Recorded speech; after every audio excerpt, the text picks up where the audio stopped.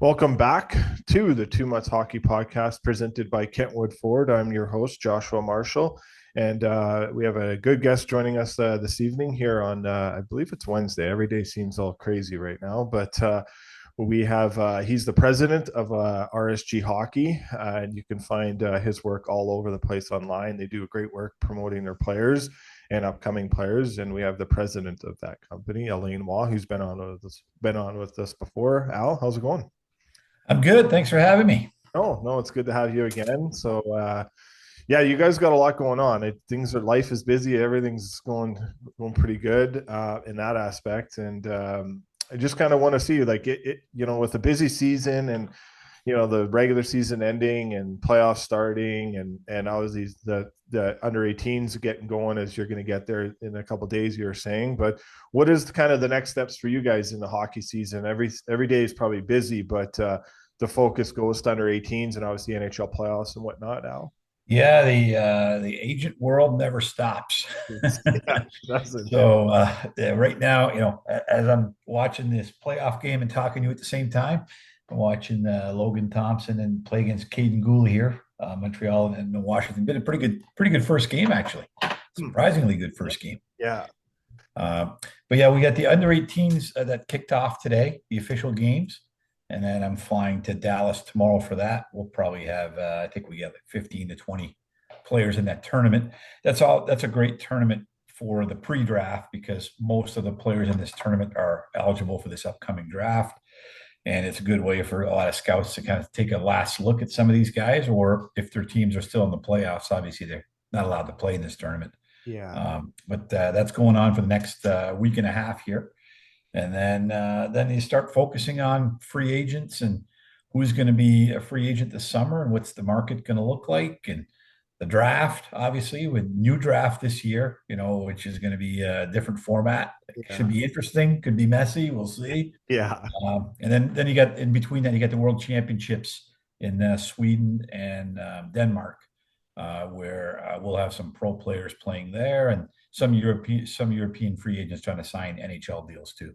Yeah. So So there's a lot going on. So under 18s, you got 15 to 20 players there, as you're saying. So what is the kind of the day-to-day look like for you guys as an agency for your clients? Obviously, there's the focus on making sure that they're ready for the games, but is there a possibility that the teams will want to interview the players during later in the evening or no, they usually stay away. Like it's interesting. It's a good question because people often ask that, like, hey, how much access do you have to your players? And I will tell you that, like, Team Canada, Team USA have guys on pretty much lockdown. okay? Like, they'll give them a short window to see their parents or, agents or whatever. NHL teams know that, so they stay away. But then some of the European teams, like, you can meet the guy an hour before the game and nobody says anything. So it's a very extreme difference between the two. I don't know what's better or worse, but I think it's always been that way for the North American teams, that they Yeah. really want guys on lockdown, focused on a tournament. And the more you get towards the medal rounds, the less access you have. Yeah. Yeah. Obviously, Blake Fiddler's one of the players you have there, and he's had himself a good year. Some of the other players, can you talk about that you have there, Al? And Sure. yeah, yeah, Yeah, we got, Blake. Let's start there, playing for the US team. And had a great season, great kid, made a big steps this year. Excited to see what comes next. Should be a dominant force in junior hockey next year if he doesn't make a pro team. You never know, right? yeah, But this is a good tournament for a guy like him.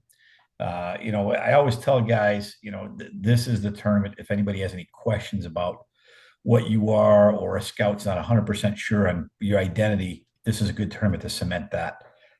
Then we got other guys like on the Canadian team, Liam Kilfoyle, ranked probably a little later, maybe like third round guy, but this is where a guy like him can make ground, right? Have a big tournament, maybe move himself up and make a bigger impact to push maybe for the second round. yeah, He's a smaller player that has a big motor, got to show he can win battles, that kind of stuff. Then we got an underager, Carson Carrolls, who's already tracking really well. Well, now he's getting ahead of the game playing in a tournament like this because his draft year is not till the following summer. So he really gets to lay the groundwork for this upcoming season, which he's already been doing in the Western Hockey League, right? Then we got some Europeans, which is always interesting because they bring a lot of the CHL teams to watch this tournament because of the import draft. And I'm sure you know, like the import draft now has added a player. Yeah. So now teams, I think, will be able to draft 3 import players. So we've got a guy like Carlos Handel on Germany, who's ranked top 2 rounds in the NHL draft, already playing in Halifax, versus a guy like Maxim Schaefer, who I think who had a really good World Juniors and will probably be an NHL pick. So Maxim Schaefer, all of a sudden now teams are watching him saying, hey, maybe we bring him over next year to play in the CHL. Martin Kalish on Slovakia, same thing. Lucas Novak, Slovakia, same thing. And you go down the list. Then we got some Swiss players. We got a couple of good Swiss goalies. We've got Birchler and Troxel there on the Swiss team, 2 big guys, 6'5" plus. Those guys are interesting because they're probably a year older. So for the Euro draft, CHL, that's those are important players. So it is an interesting tournament that way. And there's always a couple kind of dark horses that kind of come out of nowhere where everybody's like, hey, who is this kid? I never really noticed him before. We got Torkel Jenners Joe on Sweden. He's in a different boat than some of our top Swiss and German guys because that Swedish team's stacked. Yeah. So he's fighting for ice time there. But again, will probably be a pick next year, right? Because he's a late birthday. So it's a fun tournament for sure. Yeah. And then would you guys be recruiting some players and meeting some players at some point to get to adding to what you guys have as an agency during a tournament like this?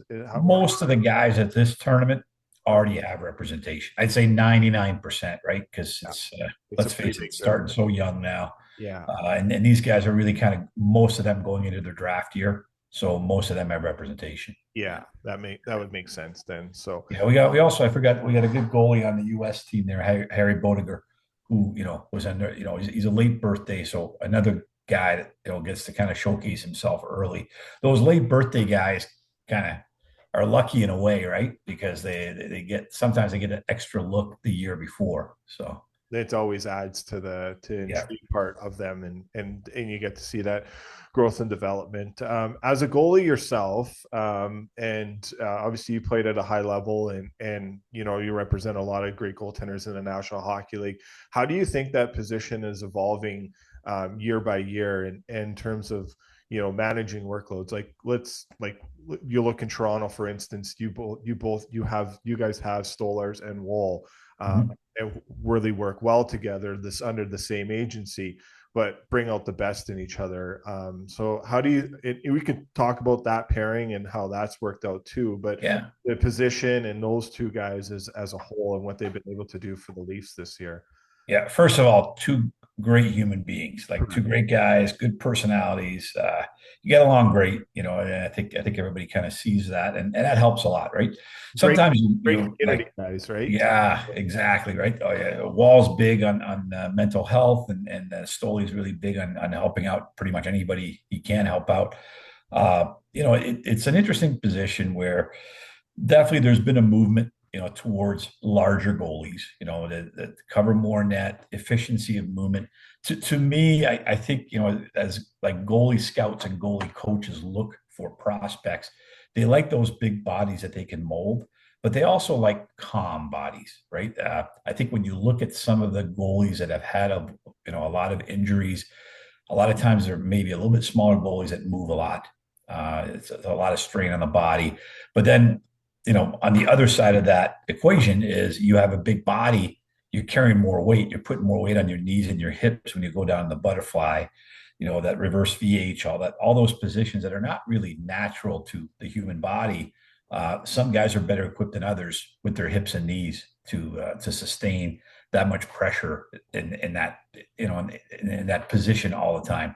I would say that, the position itself has evolved because all the other positions have evolved so much. Players watch so much video on goalies, and then goalies watch so much video on players.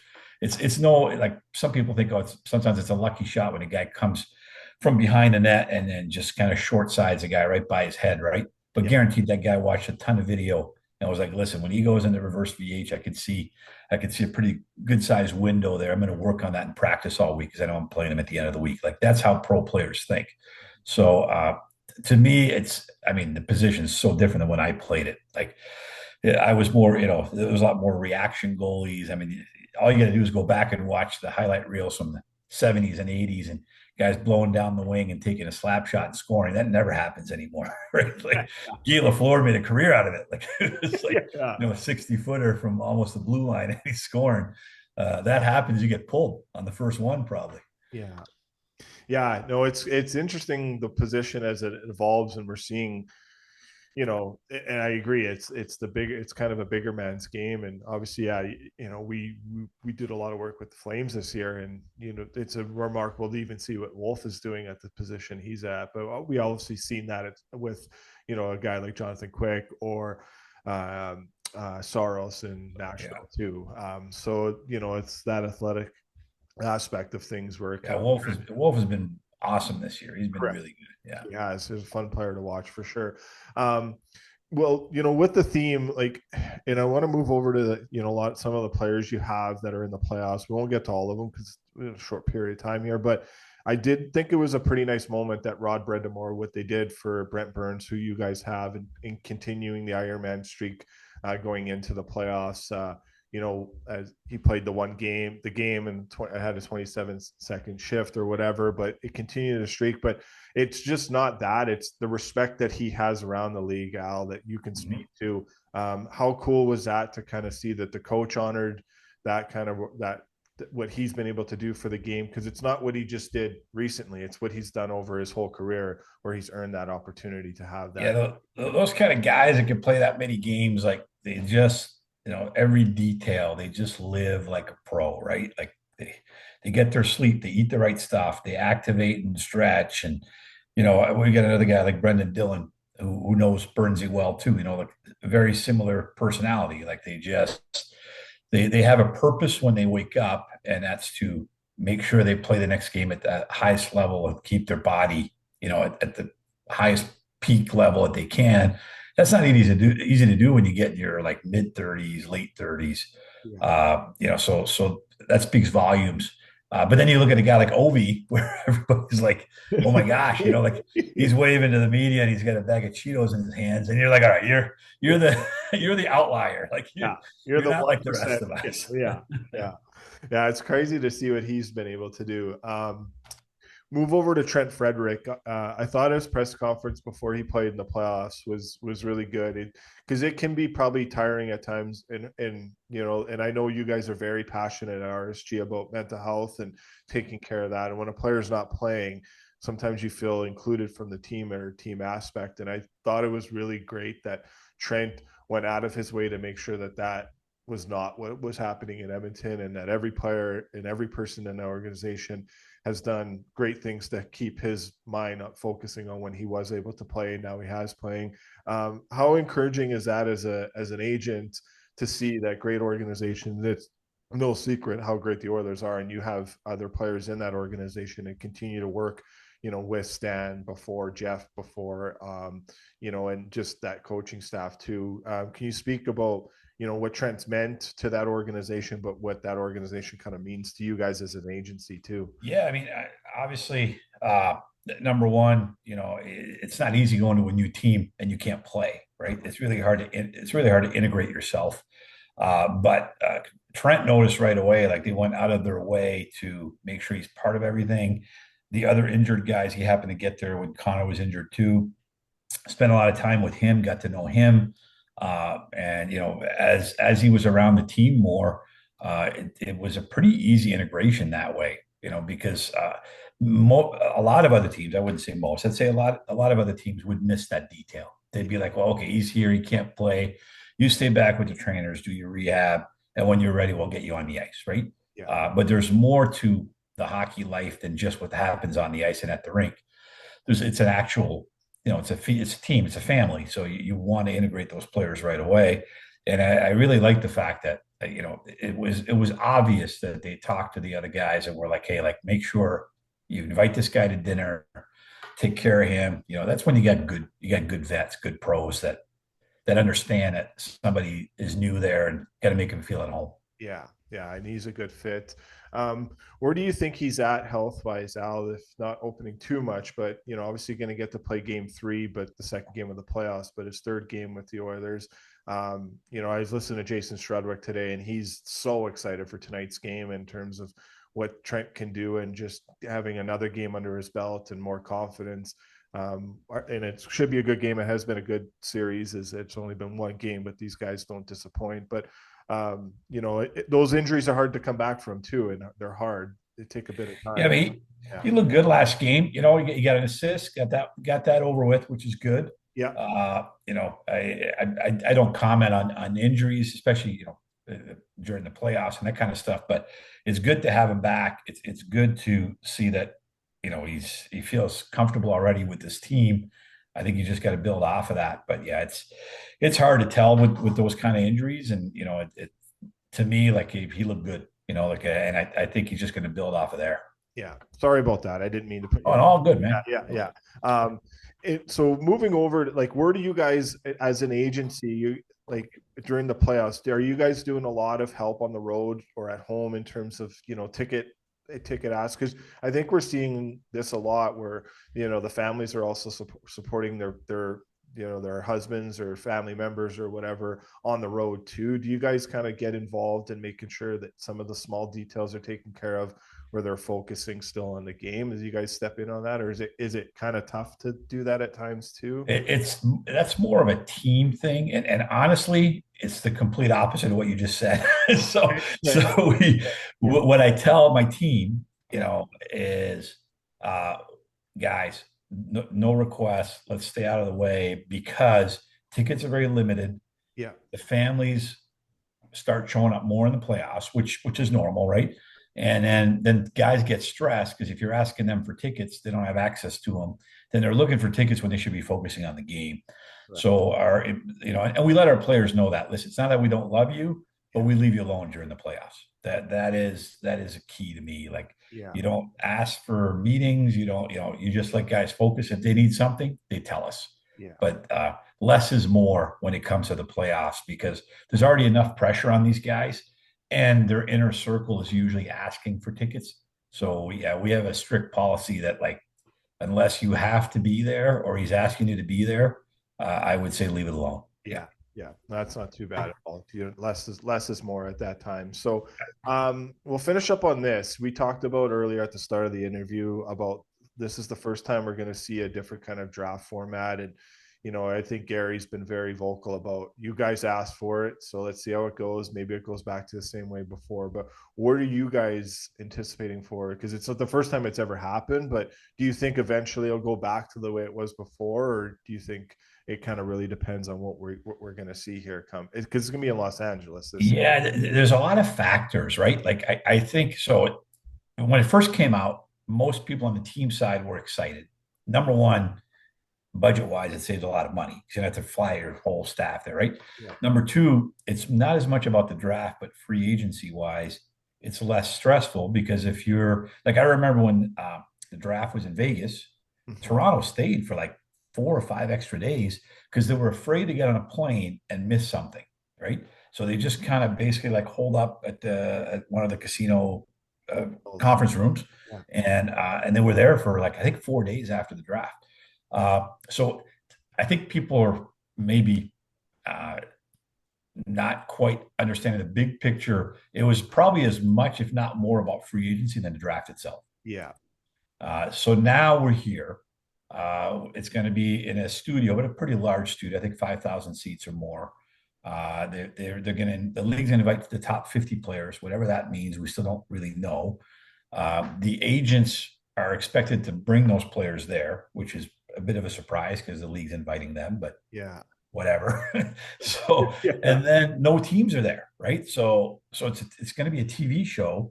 So the teams will send one representative. It's either going to be probably an alumnus or a marketing team kind of person to hand the jersey to a player. From what I understand right now, once that player is drafted, there'll be a screen there where he'll see the team that drafted him on Zoom because they're going to be in their office in whatever city they're in Yeah. to say, hey, welcome aboard, blah, blah, blah. We'll meet you next week when you come to camp. Like, so it's a little bit of a weird process, right? And we've talked to a lot of our, so we have some players that are going to go in the first round, and then the guys in the second round and later, the conversation has been more like, hey, would you rather be home with your family, or would you rather come to LA, get a jersey, but not really meet Yeah. anybody that from the team that drafted you? So Right. it's a weird ask, right? Like I think we need to go through it once to, and maybe it'll be a resounding success. I don't know, but right now it feels awkward. Yeah. And Yeah. that's kind of the vibe you get when Gary's been able to speak at the GM meetings or the board of governors meetings. So, because I think he kind of would like it to go the same way where it continued, because it is but it is like there's a lot of different factors you said into it as a cost thing too. So Yeah. But the fact that they have free agency that Monday after is the reason why yeah, this was stressful for everybody. Yeah. correct. Yeah. Are you guys looking for a pretty busy free agency here for you guys? You know what? It's a decent one, but no, like we got a lot of extensions done this year. We got guys on long-term deals, so I don't want to curse myself and say it's not going to be too crazy. But my golf game's not going to get any better either way, so it's all good. Yeah. And the cap going up is good. And with the attendance record breaking this year, a lot of, Yeah, that's exciting, right? So the funny part is us agents, we love it, and we tell the GMs, hey, it's going to go up, it's going to be great, and they're on their side, the sky is falling. Well, you never know, there could be another COVID. There's yeah, always an excuse not to pay a guy. correct, So correct. So we have one fan question. We'll finish up on this. It's more of a contract situation. So say if you have an ex-player, this mhm. comes from Dustin Canal. Say if you have an ex-player, just random name, say John Smith, and he plays game 82. He's on a 3-year entry level deal. It's his first year. He plays game 82. Does that burn his first year of his contract, or does it carry over? Is there a certain how that works? I don't know if I'm asking the right way of asking. Oh yeah, so the burn a year contract, which you see a lot with NCAA players, right? Correct. Yeah. So and that's a common question. People always say, like, do you need, so burning a year means this. Yeah. We're in the 24-25 season. If a player signs a contract right now that says 24-25 is the first season, he's burning this season. Okay. But because it's after March 1st, he also has the option to sign a contract that starts with the 25-26 season, which would be not burning a year. And that's, if it's a guy 18 to 21, it's a 3-year deal. Okay. So the guy who's burning the year does not, there needs to be a game left in the regular season, but he doesn't have to play it. But most guys that burn a year, they go right to the NHL and they play whatever games are left, but then they're not allowed to go play the AHL playoffs. They have to stay in the NHL for the rest of that year. Okay. Now, when they go to training camp next year, like we just had Ryan Green do that with Chicago, Yeah. right? Yeah. He had 2 games left, played his first game against Montreal, couldn't go back and play in Rockford. And then next training camp, he doesn't need waivers. So if he doesn't play well enough to make the team, they could still send him down. Okay. But now he's in year 2 of his contract, not year 1. Yeah. Yeah. And then did he still get paid if he burns? Like, does it prorated to that? Yeah. So basically the reason to burn a year is you move towards free agency quicker. So you turn a 3-year deal, let's say a 3-year deal, into a 2-year deal, and you get your signing bonus for that year and the next year in the same year, right? Yeah. And then that third year of the contract is really your second year. You get that signing bonus, then you're signing your next deal already. Okay. Yeah. Awesome. All right. Well, I appreciate the time, Al. It means a lot to get you back on and the great things you guys are doing. And it'll be fun to keep watching your clients. You guys got a lot, especially in New Jersey. You guys have done a good job getting it. We got a lot of guys there. Yeah. You got to get it going. I don't know. Yeah. But we'll see what they could do coming home down the stretch here. But yeah, I'll say hi to Fids for you in okay. Yes. Dallas. Yeah. Appreciate it, man. I love the show and big supporter. So appreciate you having us on. All right. Thank you, Al.